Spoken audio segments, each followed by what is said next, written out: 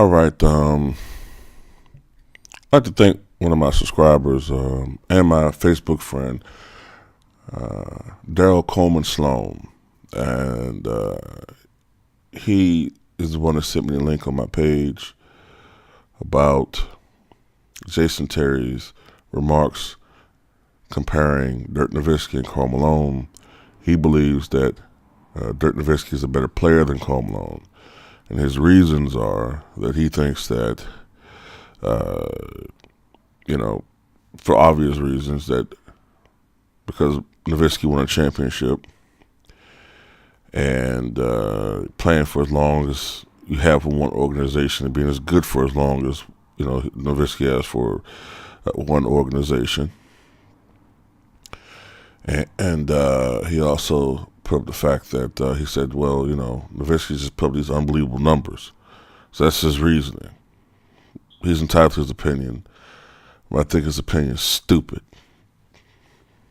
Okay. All right. The championship that he won. Now, everybody keeps saying he didn't do it with any All-Stars. And it kind of reminds me of the same thing with Hakeem Olajuwon, right? He didn't do it with any All-Stars. Let's just look at this 2011 team. Okay. Now, was there another great player playing with him at that particular time, like in their prime? No. But let's not act like he was playing with a bunch of bums, which tends to happen as time goes on, okay? On that team, okay, let's see.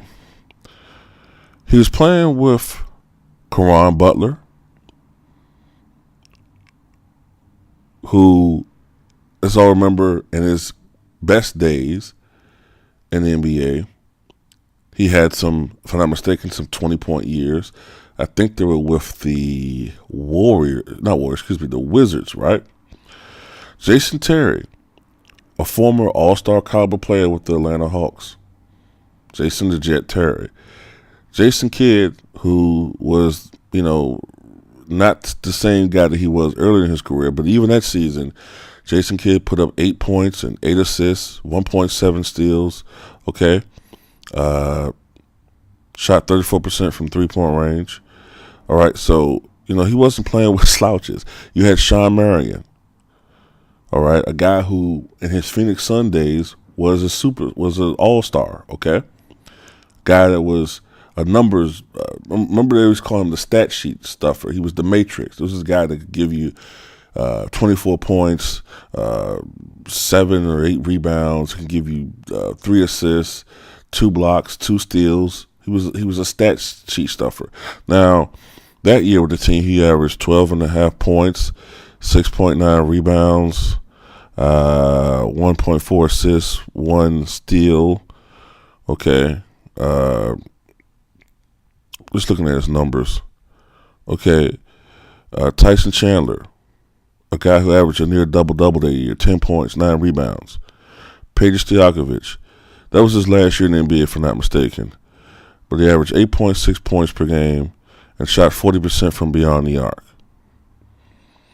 All right. You had Brendan Haywood, who was a decent center for the Washington Wizards the earlier portion of that decade. Deshaun Stevenson. Okay. You had Brian Cardinal. Okay. This was not a team with a bunch of bums. That what gets me. Remember J.J. Barrera was so sensational during that postseason run that he got that big contract with, what was it, the Minnesota Timberwolves, I think it was. So, don't give me that bullshit about he played with nothing but bums. I hate when people make those arguments, man. It's such a facetious argument. If anything, you're better off playing with a bunch of veterans who were superstars. You got 5 or 6 veteran good players than just one other all-star and a bunch of bums. What's the difference? Collectively, you're more talented playing that way. But, yeah, Dirk Nowitzki played against a Miami Heat team that lost their finals in 2011. But let's not forget the fact that he was aided by a complete meltdown by LeBron James in that series. Because we all know that Miami was favored to win that finals. But LeBron James had an all-time horrible finals performance. I think he only averaged 17 or so points per game in that series. And let's not forget, too, that with Dirk Nowitzki, that yes, he won that title. And yes, it was impressive. But let's not forget the knock that was on that guy before that finals win and before that MVP. That he was soft. That he couldn't get it done in the postseason. Remember what happened in 2007? He was the league MVP. The Mavericks won 67 games.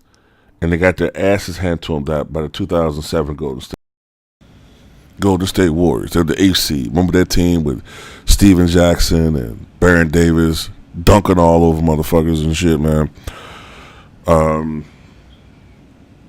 It was embarrassing. It was embarrassing to Dirk Nowitzki. It was embarrassing to the Mavericks organization.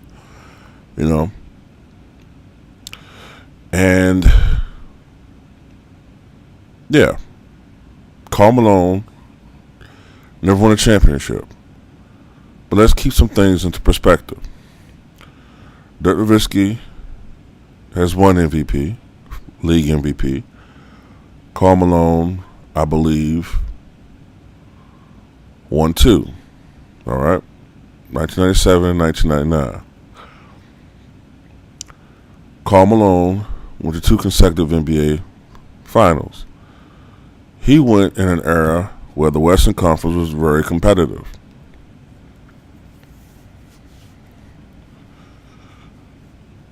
He also happened to play in the finals a team that many consider among the all-time greatest teams of all time, the Chicago Bulls, and playing against the ultimate competitor and who many feel is the greatest player of all time, Michael Jordan. A guy who has kept many players from winning championships, who were championship caliber players. But his greatness was so supreme that he kept even all-time great players from winning championships that you would normally see in players of that altitude, like a Karl Malone, like a John Stockton, like a Charles Barkley, like a Patrick Ewing. Okay? These players were kept, and I don't even put Reggie Miller there, even though I think he's a notch below those guys.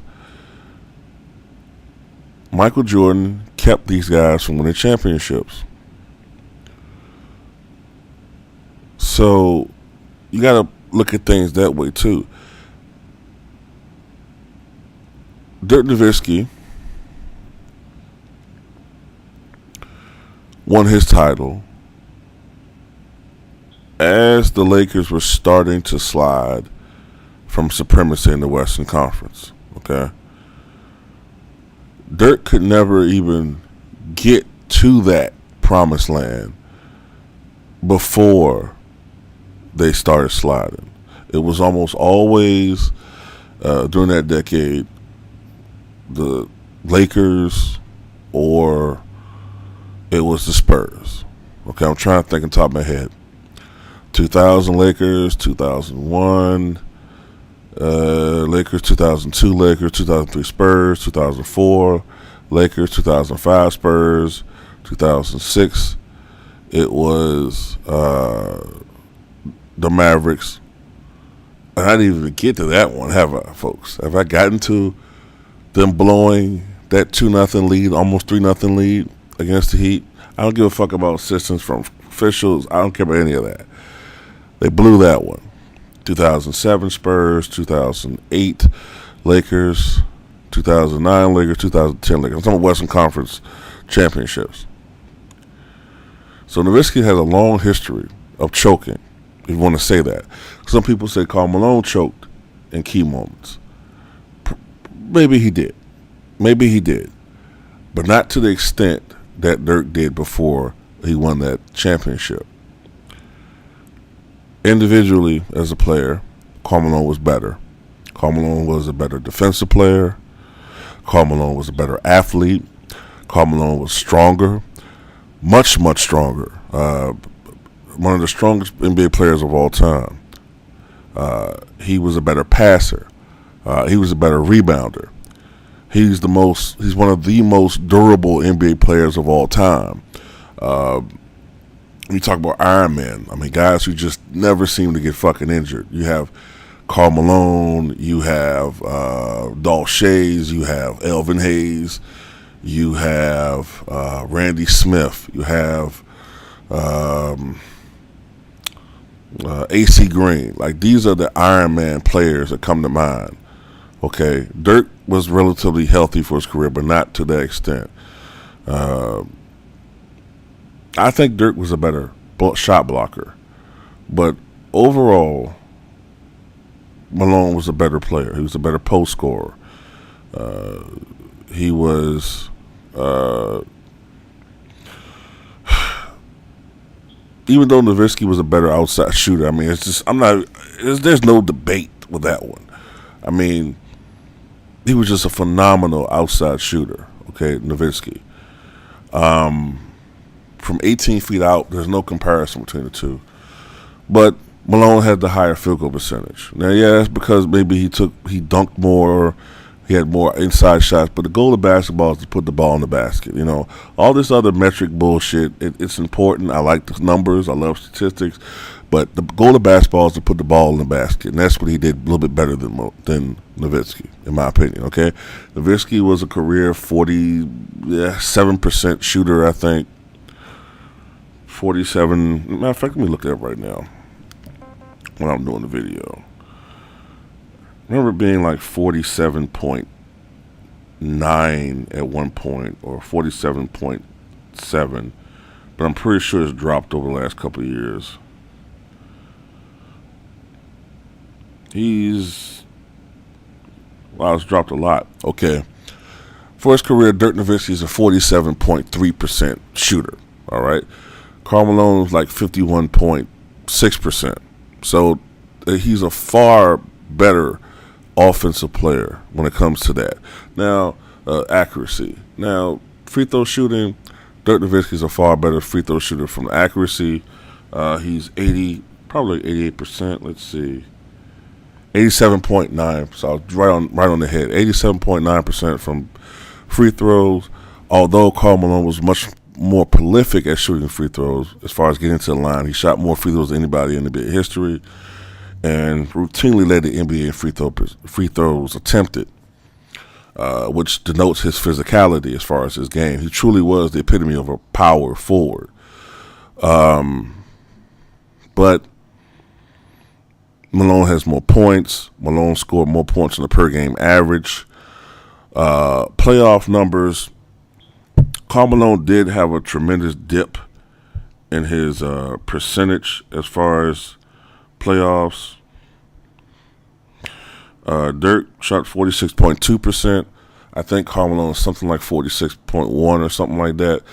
But one of the reasons why I think that Karl Malone's playoff numbers are a little bit skewed compared to his regular season numbers is because of the fact that, and I made this case before, Karl Malone played against the Utah Jazz too. But Karl Malone and the Utah Jazz played against, in my opinion, and this is just my opinion now, but I think I've done a video before about this. If I haven't, I need to do one. Karl Malone and the Utah Jazz, in my opinion, from the mid-'80s to the late 2000s, played against the toughest opposition regularly than any other team in the playoffs during that span. There's no argument against it, okay? There's no one who can formulate an argument against it. I know it. I've read about it. I've looked at the numbers. I've studied the opposition. For that 15 or plus year span, the Utah Jazz had the toughest schedule when it came to playoff opposition throughout that entire period. Every year they were playing against, they didn't have any cupcake teams. Whether it was the Showtime Lakers in the the late '80s, or they were going against the Seattle SuperSonics, one of the great defensive teams of that era. Whether it was the Houston Rockets going against the great Akeem Olajuwon, who they played multiple times. Whether it was, the Phoenix Suns. Whether it was Run TMC. Whether it was whoever. The Lakers with Shaq and Kobe. They constantly went against the better teams. San Antonio. They were always going against teams with great defensive players or great post defensive centers and rim protectors and these premier shot blockers. They were always going against these teams, and that took a toll on Karl Malone's numbers. But it wasn't that he was underperforming. It was that his numbers were naturally being held down because he was going against these premier teams. Later in his career, he was going against the Sacramento Kings with Chris Webber in them. I'm telling you, I looked at it and I did not realize that they were going against these teams this many times. They really didn't have any easy playoff stretches. But by comparison, sometimes Dallas had some great teams they went against, but not every year, not every round. But that's just my opinion, okay? Dirk is a great all-time player. I have Dirk, I think I have him in my top 20 now. I think he's in my top 20. So, yeah. Karl Malone to me is, I think, barely out of my top 10. But I do have him greater than Dirk Nowitzki. But, I just don't think that Dirk will ever be able to attain the legacy that Karl Malone had, okay? Now, there's some people who say, well, playing with John Stockton made life easier for Karl Malone. But you can also say that playing with Karl Malone made life easier for John Stockton. And Karl Malone never really had another offensive player consistently that he played with that could offset defenses focusing squarely on him, which is another thing that happened with him in the playoffs. Teams were almost always able to focus on Karl Malone. True, Stockton could shoot the basketball a little bit, but he was not a shot creator. Hornacek could shoot the basketball, okay, but none of these guys were on the caliber of, Daryl Griffin and, you did have you did have Jeff Malone for a couple of years, but these guys weren't Karl Malone, okay? So, for Karl Malone to do what he did at 6'9", 250, 265 pounds, with that work ethic, I just don't see it, okay?